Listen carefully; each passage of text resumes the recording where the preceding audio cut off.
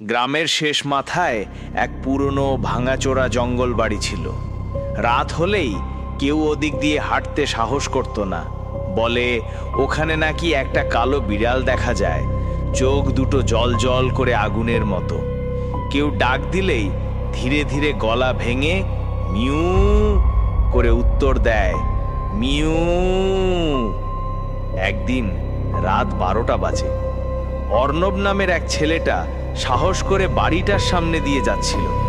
বাতাস থমথমে, পাতার শব্দও নেই। হঠাৎ তার কানে এলো খোঁজ খোঁজ শব্দ।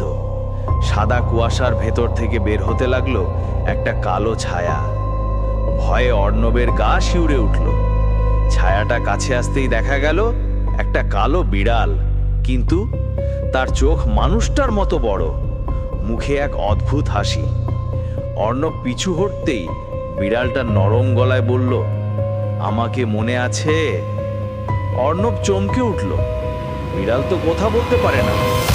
হঠাৎ তার মনে পড়ল ছোটবেলায় সে একটা ছানা বিড়ালকে পাথর ছুঁড়ে মেরে ফেলেছিল। সে কখনো ভাবেনি সেই ছানাটা মৃত অবস্থায়ও ফিরতে পারে প্রতিশোধ নিতে। বিড়ালটা ধীরে ধীরে তার ডানা মেলে ধরল। হ্যাঁ, পিঠে কালো ডানা, যেন অন্ধকারের পতাকা।